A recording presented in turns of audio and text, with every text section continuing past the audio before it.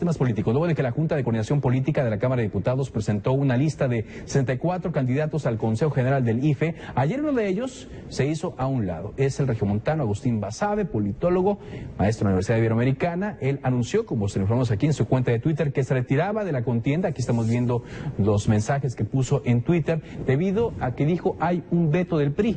Además de que escribió que él no pidió participar en el proceso, aunque agradeció al PRD por la postulación. Agradecemos que al teléfono de Más Milenio se encuentre Agustín Basabe. ¿Cómo te va? Bien, gracias por esta conversación para Más Milenio. Pues este asunto, Agustín, la forma en la que se anunció, pues le quita algo de seriedad a la selección de aspirantes a un lugar en el Consejo General del IFE. ¿Por qué este retiro? ¿Cómo fue este veto del PRI? Bueno, mira, no fue mi intención quitarle credibilidad al proceso, ni mucho menos.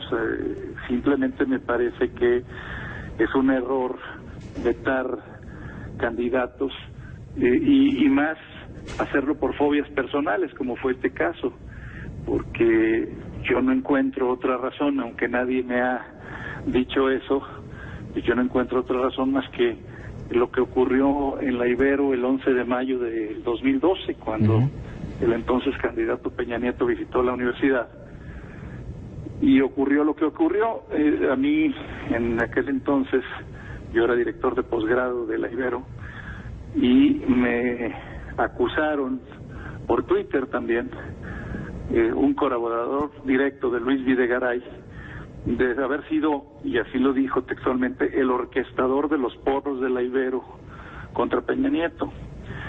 En ese entonces, también por vía de Twitter, pues me lanzaron una campaña, una retahíla de insultos y calumnias durante más de una hora, en el mismo día de la visita de Peña Nieto a la Ibero, diciendo que yo había organizado a los porros, porque así les llamaban, en fin.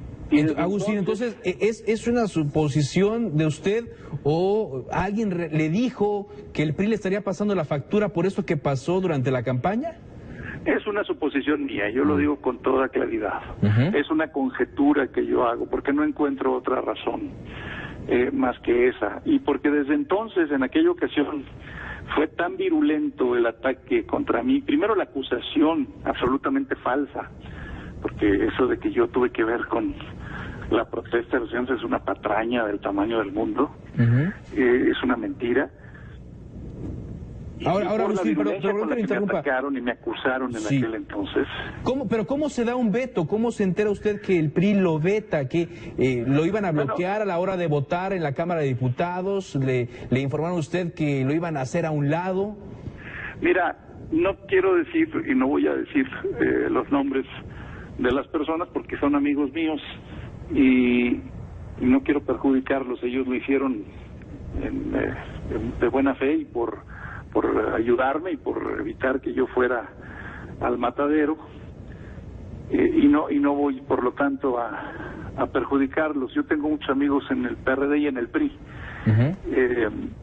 pero así me lo dijeron y me lo dijeron con toda claridad y contundencia, y son fuentes fidedignas, y me dijeron: estás vetado, pero vetado además categóricamente por el PRI. Ahora yo le partidos los que dicen: yo sugiero a fulano, mengano, pengano, tales académicos, tales profesionales de la cuestión electoral. Lo malo es que no se pongan de acuerdo y sobre todo que existan vetos, y menos o más grave aún que sean vetos por fobias personales, y más todavía grave que estén sustentados en mentiras. Si como mi especulación y mi conjetura es correcta, como yo lo creo, tiene que ver con aquella visita del entonces candidato a la Universidad Iberoamericana. Pero más allá de eso, creo que sí, el IFE tiene que cambiar sus procedimientos de nominación de consejeros. Pepe Goldenberg hizo una propuesta hace tiempo que me pareció muy acertada. Él decía que en lugar de que los consejeros se renovaran de 3 en 3, se renovaran de 1 en 1, de tal manera que cada vez que se renovara uno, todos los partidos tuvieran que estar de acuerdo en esa persona. Y no se repartieran cuotas. Cuando son 3, le toca uno al PRI, uno al PAN y otro al PRD. Sí, sin duda que tenemos que buscar nuevas fórmulas. No solamente para el IFE, por cierto, sino también para el IFAI y para todos los órganos autónomos. Sí. Porque en todos los casos hay el mismo problema. Como tienen que pasar por el Congreso, es decir, el Congreso o los nombra o los ratifica, y el Congreso está formado por partidos políticos y ahí hay una correlación de fuerzas, entonces se reparten cuotas. Pero cuando tú dices, bueno, que entonces que propongan, no sé, colegios de profesionistas, académicos, universidades, te responden inmediatamente, bueno, ¿y a ellos quién los eligió? Es decir, la razón de que el Congreso sea el que proponga o ratifique es que el Congreso fue electo y tiene representatividad nacional. Muy bien. Bueno, pues busquemos entonces otras fórmulas. Yo un día sugerí en algún artículo, es algo muy radical, pero bueno, que una de las 2 cámaras del Congreso de la Unión se despartidice y que solo puedan ser electos en esa cámara ciudadanos, candidatos independientes, sin partidos políticos. Pues eso sería lo ideal, pero está complicado a cómo está la situación. Agustín, no es que quiera cortarlo, pero el tiempo se nos viene encima. Yo quisiera estar en contacto con usted más adelante para analizar cómo se da este proceso de selección de los aspirantes, ver cómo queda conformado y a ir más allá, a ver si se transforma el IFE a INE.